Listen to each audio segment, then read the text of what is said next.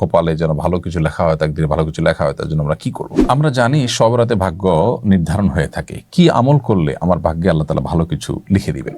আমার ছোট ভাই বাবা মায়ের অনুমতি ছাড়া বিয়ে করে বাসা থেকে চলে যায়। এরপর থেকে বাবা ওর সাথে কথা বলে না। এমনকি তিনি মাকে বলেছেন, তুমি যদি আমার ছেলের কাছ থেকে কোনো পয়সা নাও, তুমি যদি তোমার ছেলের কাছ থেকে কোনো পয়সা নাও, কিয়ামতের মাঠে আমি তোমাকে মাফ করব না। আমার পরিবার খুব ঋণের মাঝে আছে, তাই মা ওর কাছ থেকে নিরুপায় হয়ে টাকা নেন, এতে কি মার গুনাহ হচ্ছে? 15 শাবানের করণীয় বর্জনীয় সম্পর্কে জানতে চাই। এক অভিনেত্রীকে তার ভাই তাদের বাবার সম্পত্তিতে সমান অংশ দিয়েছেন। সাম্প্রতিক সময় বিষয়টাকে বিভিন্ন মিডিয়া ভালো উদাহরণ হিসাবে পেশ করছেন। বিষয়টা কিভাবে দেখছেন? সৌদি আরবে অনুষ্ঠিত আন্তর্জাতিক হিফজুল কোরআন প্রতিযোগিতায় বাংলাদেশ নৌবাহিনীর 2 জন সদস্য রৌপ্য জয় করেছেন।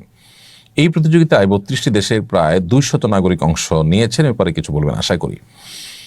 আলহামদুলিল্লাহ, এটি আমাদের আরেকটি অর্জন এবং আরেকটি আনন্দের সংবাদ।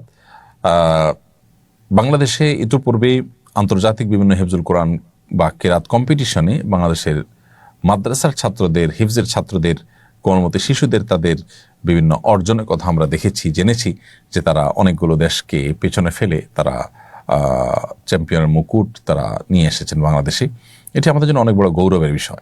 আলহামদুলিল্লাহ, আমাদের নতুন একটি গৌরবের সূত্র বা ইস্যু আমরা পেলাম যে মাদ্রাসার ছাত্রদেরকে ছাপিয়েও আলহামদুলিল্লাহ নৌবাহিনীর 2 জন সদস্য একই কাজ করেছেন। আমি সেজন্য নৌবাহিনীর সদস্যদেরকে অন্তরস্থল থেকে অভিনন্দন জানাই এবং সেই সাথে শুকরিয়া জানাই আল্লাহ তাআলার কাছে যে আল্লাহ তাআলা আমাদের সেনানৌ এবং বিমান বাহিনীতে অনেক ভাইরা আছেন যারা দিনকে ভালোভাবে চর্চা করার চেষ্টা করেন এবং বাহিনীগুলো আমাদের দেশের নিরাপত্তা, আমাদের ভূখণ্ডের নিরাপত্তার পাশাপাশি তারা নিজেদের মধ্যে নীতিনৈতিকতার যে চর্চা তারা করছেন, এটার সুফল আমরা পাবো, তারাও পাবেন ইনশাআল্লাহ তাআলা।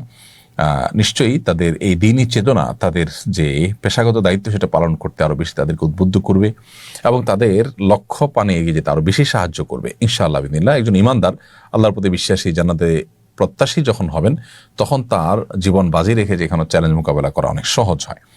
তো আমি আবার অভিনন্দন জানাচ্ছি নৌবাহিনীর 2 জন সদস্য ভাইয়ের প্রতি এবং অন্যান্য সদস্য ভাইরা যারা আছেন বা অফিসাররা যারা আছেন তাদেরকে আমরা বলবো, আসলে এজ এ মুসলিম আমরা কোরআনকে জানার চেষ্টা করি, কোরআনকে বোঝার চেষ্টা করি, কোরআন সুন্নাহর আলোকে জীবনকে আলোকিত করি এবং সাজাবার চেষ্টা করি। আল্লাহ আমাদেরকে প্রত্যেককে আমাদের জীবনে কোরআন সুন্নাহর রিফ্লেক্ট যেন হয় সেজন্য আমাদেরকে সেভাবে কাজ করার তৌফিক দান করুন। এনামুল হাসান আপনি লিখেছেন, আমার ছোট ভাই বাবা মায়ের অনুমতি ছাড়া বিয়ে করে বাসা থেকে চলে যায়। এরপর থেকে বাবা ওর সাথে কথা বলে না। এমনকি তিনি মাকে বলেছেন, তুমি যদি আমার ছেলের কাছ থেকে কোনো পয়সা নাও, তুমি যদি তোমার ছেলের কাছ থেকে কোনো পয়সা নাও, কিয়ামতের মাঠে আমি তোমাকে মাফ করব না। আমার পরিবার খুব ঋণের মাঝে আছে, তাই মা ওর কাছ থেকে নিরুপায় হয়ে টাকা নেন, এতে কি মার গুনাহ হচ্ছে?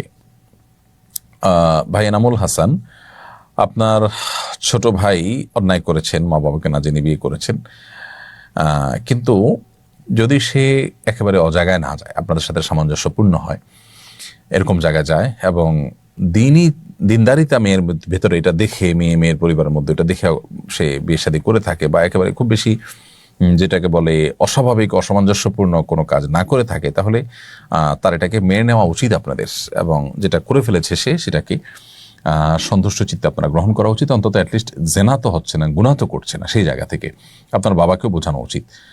আর আপনার বাবা যে আপনার মাকে বলেছেন যে ছেলে থেকে টাকা এনে কি আমাদের মাফ করবেন না, এটা রাগের কারণে বলেছেন। আপনার বাবাকে বোঝানো উচিত এই অবস্থান থেকে তিনি যেন সরে আসেন, এটাই হলো মূল সমাধানের পথ।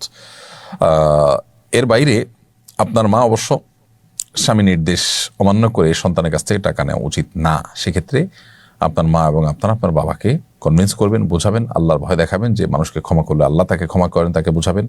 আর না হলে আপনার মা তিনি সন্তানের কাছ থেকে অর্থাৎ ছেলের কাছ থেকে আর টাকা নিবেন না। যেহেতু স্বামী নিষেধ করেছেন, তার সে নিষেধাজ্ঞাটা মেনে চলা তার জন্য জরুরি। একান্ত নিরুপায় হয়ে গেছেন, তখন জীবন রক্ষার প্রয়োজন হলে ভিন্নতা। সাধারণত সেরকম সিচুয়েশন হয় না। স্বামী আছেন, স্বামী নিশ্চয়ই দেখভাল করছেন, ভরণ পোষণ দিচ্ছেন এবং আপনার আরও সন্তান আছে। এই জন্য এই আপনার মায়ের জন্য স্বামীর নির্দেশ লঙ্ঘন করে ছেলের কাছ থেকে টাকা নেওয়া উচিত হবে না। তবে মায়ের টাকা নেওয়া বন্ধ করার চাইতে বাবার অবস্থানটাকে পরিবর্তন করাটা বেশি গুরুত্বপূর্ণ। কারণ আত্মীয় স্বজনের সাথে, রক্ত সম্পর্কে কারোর সাথে এভাবে দূরত্ব তৈরি হয়ে থাকুক, এভাবে ডিভাইডেশন থাকুক, পার্থক্য থাকুক, ইসলাম সেটা চায় না। এটা আমাদের ইমান আমলকে ক্ষতিগ্রস্ত করে। সেই জন্য বাবাকে তার অবস্থান থেকে একটু সরিয়ে আনা বা অবনমন করানোর চেষ্টা করা দরকার। এরপর প্রশ্ন হলো, আমরা জানি সব রাতে ভাগ্য নির্ধারণ হয়ে থাকে। কি আমল করলে আমার ভাগ্যে আল্লাহ তাআলা ভালো কিছু লিখে দিবেন?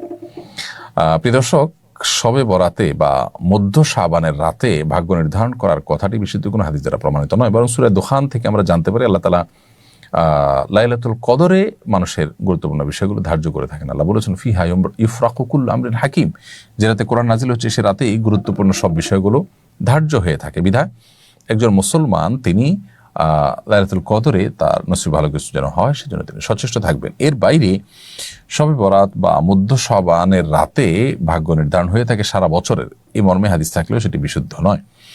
এরপর কথা হলো যে আমাদের ভাগ্যে বা আমাদের কপালে যেন ভালো কিছু লেখা হয়, তাকদিরে ভালো কিছু লেখা হয়, তার জন্য আমরা কি করব? উত্তর হলো ঈমান এবং তাকওয়া অবলম্বন করবেন। ঈমান এবং তাকওয়া অবলম্বন করলে আল্লাহ তাআলা এমনিতেই তার জীবনে বারাকা দিয়ে পরিপূর্ণ করে দিবেন। প্রত্যেকটা কাজ বিসমিল্লাহ বলে শুরু করলেন, সকালে কাজ শুরু করলেন, সকালে ঘুমিয়ে না থাকলেন, এগুলো জীবনে বরকত এনে দেয়। আপনার জীবনে কল্যাণ অনেক বেশি আপনাদেরকে এনে দিবে, ইনশাআল্লাহ তাআলা আমাদেরকে এনে দিবে। সেজন্য সেই কাজগুলো আমরা করতে পারি। এর মাধ্যমে, এর পাশাপাশি দান সাদেকার মাধ্যমে মানুষের জীবনে বরকত আসে, উপার্জনে, আত্মীয় স্বজনের সাথে সুসম্পর্ক বজায় রাখলে, তাদের সাথে সম্পর্ক রক্ষা করে চললে, যে কোনো কাজ করবেন সর্বোচ্চ উত্তম উপায় আপনি করবেন, আন্তরিকতার সাথে করবেন, এগুলো সবগুলো আমাদের জীবনে বরকত নিয়ে আসে এবং প্রাচুর্য নিয়ে আসে, আমাদের নসিবে ভালো কিছু আসবে এগুলোর মাধ্যমে ইনশাআল্লাহ তাআলা। এরপর প্রশ্ন হলো 15 শাবানের করণীয় বর্জনীয় সম্পর্কে জানতে চাই। 15 শাবান বা মধ্য রজনীতে আমরা অবস্থান করছি। এই রাতে আল্লাহ তাআলা মুশরিক এবং হিংসুক মানুষের প্রতি শত্রুতা পোষণকারী এই মানুষগুলো ছাড়া আল্লাহ তাআলা বাকি মুসলমানদেরকে সাধারণ ক্ষমা ঘোষণা করেন। সেজন্য আল্লাহর ক্ষমা লাভের জন্য আমাদের চেষ্টা থাকতে পারে। অবশ্যই ধরনের ঘোষণা আল্লাহ তাআলা প্রত্যেক দিনেই ভোর রাতের অর্থাৎ রাতের শেষ 1/3 যখন হয় তখন আল্লাহ সুবহানাহু ওয়া তাআলা বান্দাকে ডেকে ডেকে ভাবে ক্ষমা করে থাকেন, সেটি বলা আছে প্রতি রাতেই।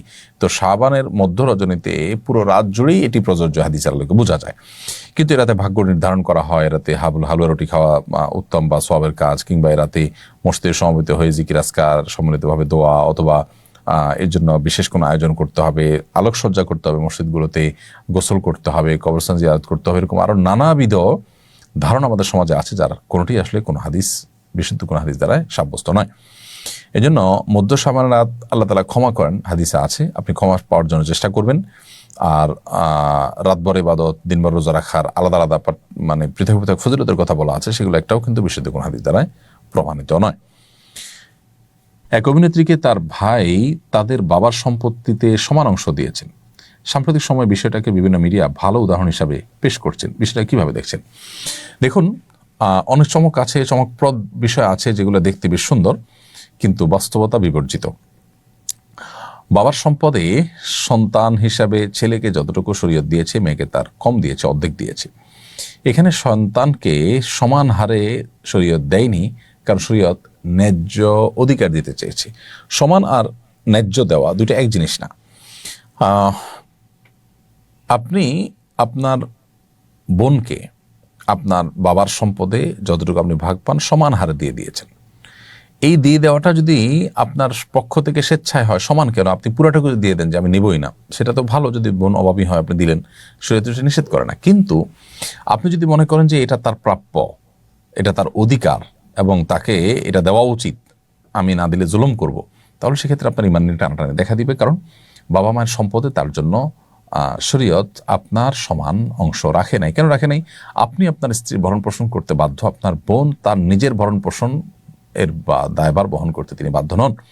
শরীয়ত যার খরচ যত বেশি আছে তাকে বেশি দিতে বলেছে, যার খরচ কম বা খরচ নাই টোটালি তাকে কম দিতে বলেছে। এখানে এই কম দেওয়াটা এটা অবিচার নয়, বৈষম্য নয়, ন্যায্যতা, যেখানে যতটুকু প্রয়োজন।